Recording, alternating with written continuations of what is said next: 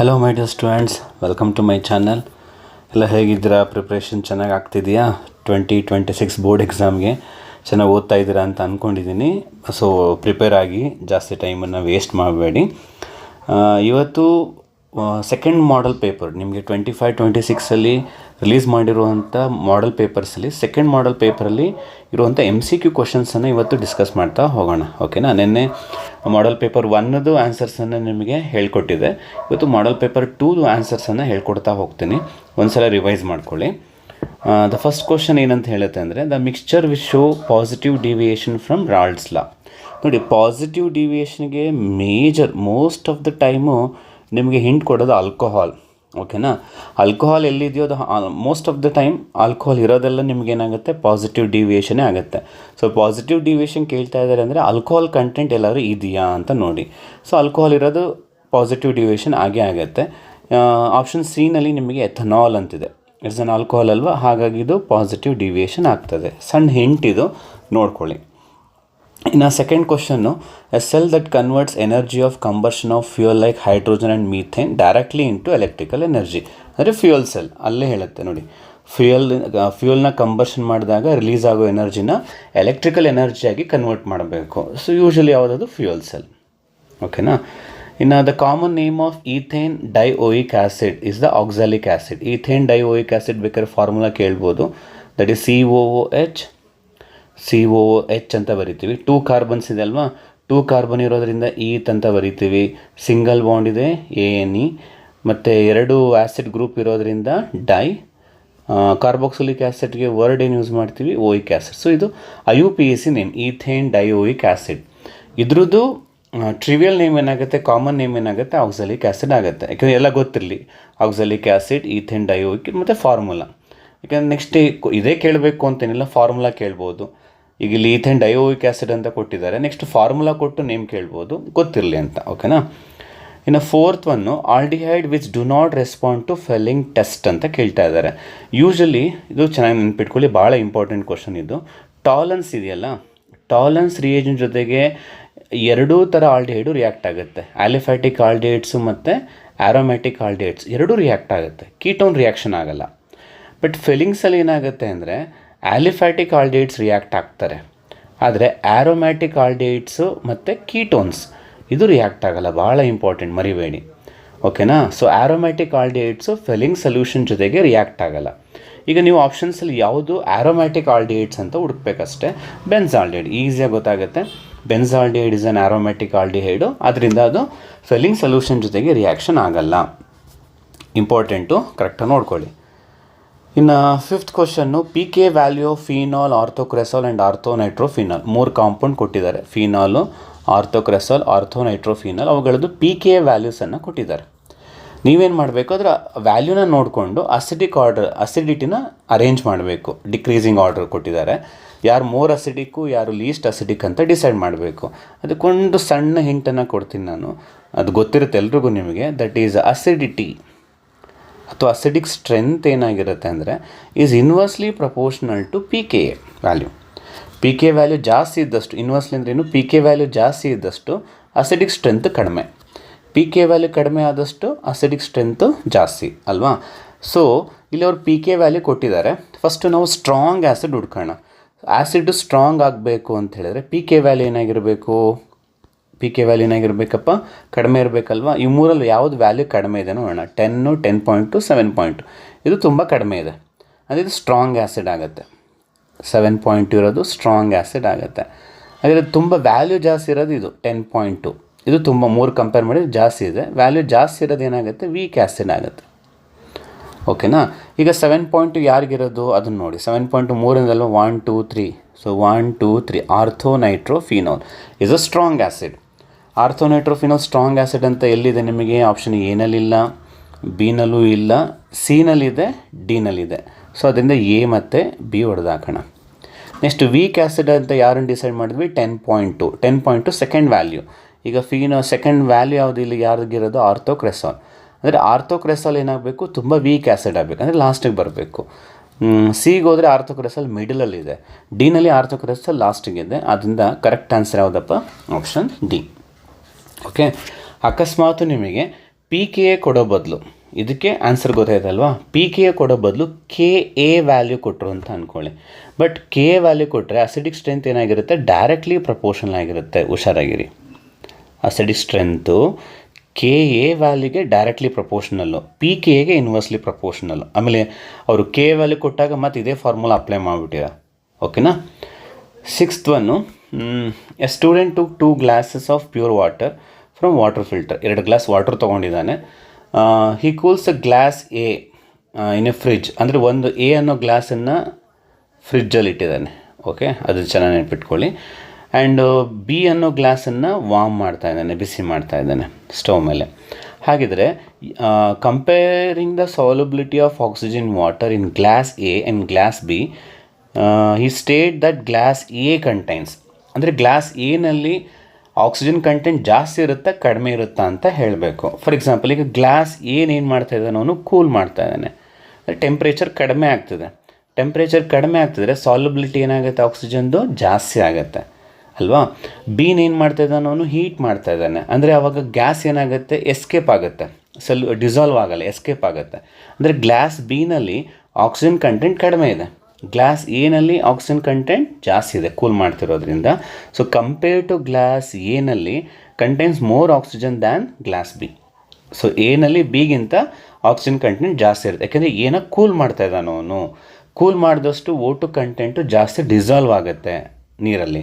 ಅದೇ ನೀವು ಹೀಟ್ ಮಾಡೋದ್ರಿಂದ ಆಕ್ಸಿಜನ್ ಗ್ಯಾಸ್ ಡಿಸಾಲ್ವ್ ಆಗಲ್ಲ, ಎಕ್ಸ್ಪೆಲ್ ಆಗುತ್ತೆ, ಹೊರಟೋಗುತ್ತೆ ಆಚೆ. ಅದರಿಂದ glass A contains more oxygen than glass B. ಓಕೆನಪ್ಪ. ಇನ್ನು 7th one, for the reaction the rate ಬರೀಬೇಕಂತೆ. ಯೂಶ್ವಲಿ ರೇಟ್ ಫಾರ್ಮುಲಾ ಏನಪ್ಪ, R is equal to K into concentration of reactant power N. ಅಂದರೆ ಈಗ ನಾವೇನು ಮಾಡಬೇಕು, ಆರ್ ಹಾಗೆ ಇರುತ್ತೆ, ಸ್ಮಾಲ್ ಆರ್, ಕೆನೂ ಹಾಗೆ ಇರುತ್ತೆ ಕಾನ್ಸ್ಟೆಂಟ್. ನಾವು ಕ್ಯಾಪಿಟಲ್ ಆರ್ ಜಾಗದಲ್ಲಿ ಏನು ಬರೀಬೇಕು, ಎನ್ ಜಾಗದಲ್ಲಿ ಏನು ಬರೀಬೇಕು ಅಂತ. ಸೊ ಅದನ್ನು ಬರೀಬೇಕು ಅಂದರೆ ಫಸ್ಟ್ ಆಫ್ ಆಲ್ ನಮಗೆ ಇದು ಯಾವ ಆರ್ಡರ್ ರಿಯಾಕ್ಷನ್ ಅಂತ ಗೊತ್ತಿರಬೇಕು. ನೋಡಿ, ಪ್ಲಾಟಿನಮ್ ಕೆಟಲಿಸ್ಟ್ ಅಂತಿದೆ ಅಲ್ವಾ, ಪ್ಲಾಟಿನಮ್ ಕೆಟಲಿಸ್ಟ್ ಯೂಸ್ ಮಾಡ್ತಾ ಇದ್ದಾರೆ. ಸೊ ಕೆಟಲಿಸ್ಟ್ ಯೂಸ್ ಮಾಡ್ತಾ ಇದ್ದಾರೆ, ಮೋಸ್ಟ್ ಆಫ್ ದ ಟೈಮ್ ಇದು 0 ಆರ್ಡರ್ ರಿಯಾಕ್ಷನ್ ಆಗಿರುತ್ತೆ. ಸೊ 0 ಆರ್ಡರ್ ರಿಯಾಕ್ಷನ್ ಅಂತ ಹೇಳಿದ್ರೆ ಎನ್ ಜಾಗದಲ್ಲಿ ಏನು ಹಾಕೋಬೇಕಾಗುತ್ತೆ ನಾವು, 0. ಅವಾಗೇನಾಗುತ್ತೆ, ಕೆ ಇಂಟು ಆರ್ ಪವರ್ 0 ಆಗುತ್ತಾ. ಸೊ ಎನಿಥಿಂಗ್ ಪವರ್ 0 ಏನಾಗ್ಬಿಡುತ್ತಪ್ಪ, 1 ಆಗಿಬಿಡುತ್ತೆ. ಉಳಿದೇನವಾಗ R is equal to K.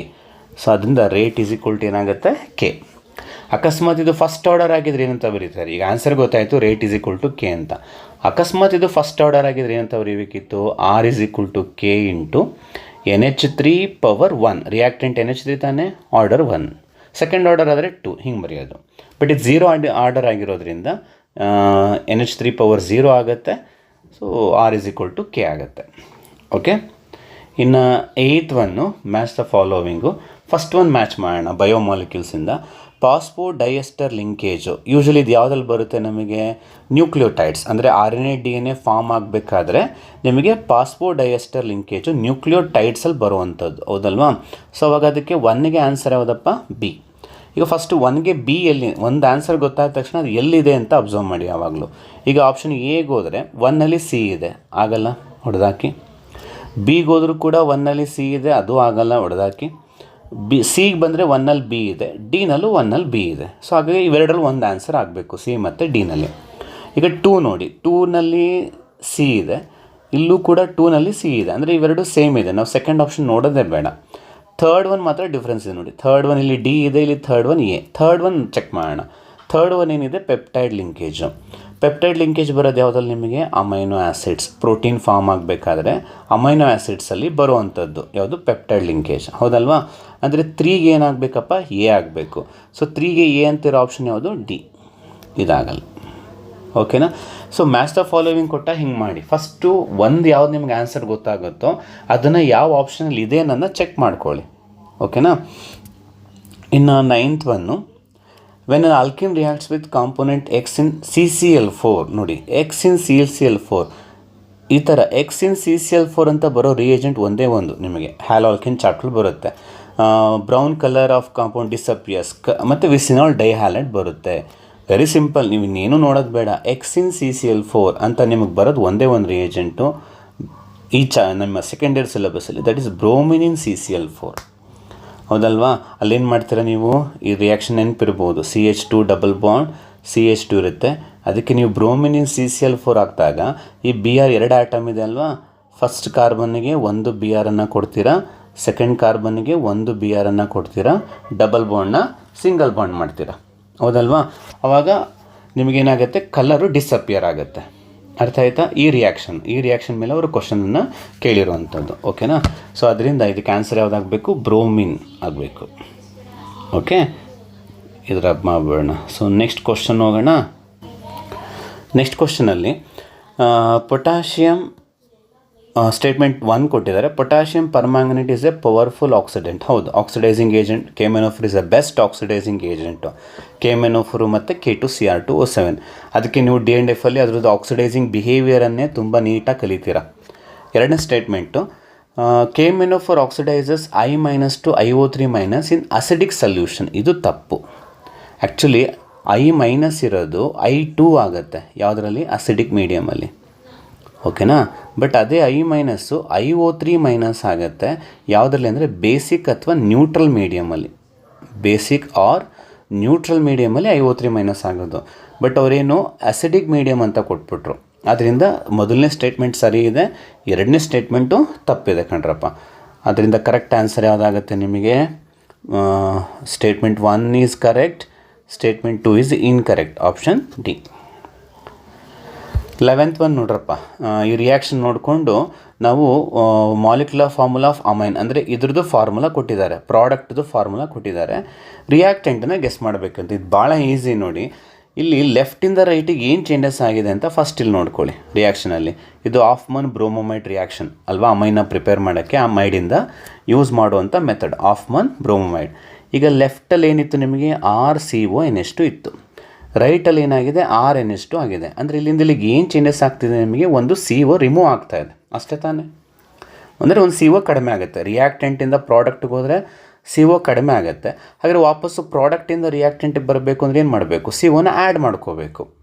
ಅರ್ಥ ಆಗ್ತಿದೆಯಾ? ಫಾರ್ ಎಕ್ಸಾಂಪಲ್ ನೋಡಿ, CH3 CONH2 ಇತ್ತು. ಇದು ಪ್ರಾಡಕ್ಟ್ ಮಾಡಿದಾಗ ಏನಾಗುತ್ತೆ? CO ತೆಗೆದ್ಬಿಡಿ, ಏನಾಯಿತು? CH3 NH2 ಆಯಿತು. ಈಗ ಇದು ವಾಪಸ್ ರಿಯಾಕ್ಟೆಂಟ್ ಮಾಡಬೇಕು ಅಂದರೆ ಏನು ಮಾಡಿ? ಒಂದು CO ಅದಕ್ಕೆ ಸೇರಿಸಿ ಅಲ್ವಾ? ವಾಪಸ್ ಹೋಗಬೇಕು ಅಂದರೆ ಇದಕ್ಕೆ ಒಂದು CO ಸೇರಿಸೋದು. ಈಗ ಅದೇ ಲಾಜಿಕನ್ನು ಅಪ್ಲೈ ಮಾಡೋಣ. ಇಲ್ಲಿ ಪ್ರಾಡಕ್ಟ್ ಕೊಟ್ಬಿಟ್ಟಿದ್ದಾರೆ, ಇದು ಪ್ರಾಡಕ್ಟ್, ಅದು CH5N ಅನ್ನೋದು ಪ್ರಾಡಕ್ಟ್. ನಾವು ರಿಯಾಕ್ಟೆಂಟನ್ನು ಗೆಸ್ ಮಾಡಬೇಕಂತ. ರಿಯಾಕ್ಟೆಂಟ್ ಗೆಸ್ ಮಾಡಬೇಕು ಅಂದರೆ ಏನು ಮಾಡಬೇಕು? ಈ ರಿಯಾಕ್ಷನಲ್ಲಿ CO ಆ್ಯಡ್ ಮಾಡಬೇಕು. ಇನ್ನೊಂದು CO ಆ್ಯಡ್ ಮಾಡಿದ್ದಕ್ಕೆ ಏನಾಗುತ್ತೆ? ಆಲ್ರೆಡಿ 1 ಕಾರ್ಬನ್ ಇತ್ತು, ಇನ್ನೊಂದು ಕಾರ್ಬನ್ ಸೇರಿಕೊಂಡ್ರೆ 2 ಕಾರ್ಬನ್ ಆಯಿತಾ? Hಲ್ಲಿನೂ ವ್ಯತ್ಯಾಸ ಆಗೋಲ್ಲ, 5 ಬರೀಲ್ಲ. N ಇರೋದೇನು? Nಲ್ಲೂ ಚೇಂಜಸ್ ಆಗೋಲ್ಲ, O ಸೇರ್ಕೋತು, C2H5NO ಆಗುತ್ತೆ. ಆ ಥರ ಆಪ್ಷನಲ್ಲಿದೆ ನಿಮಗೆ, ಆಪ್ಷನ್ ಬಿ ಅಲ್ಲಿ.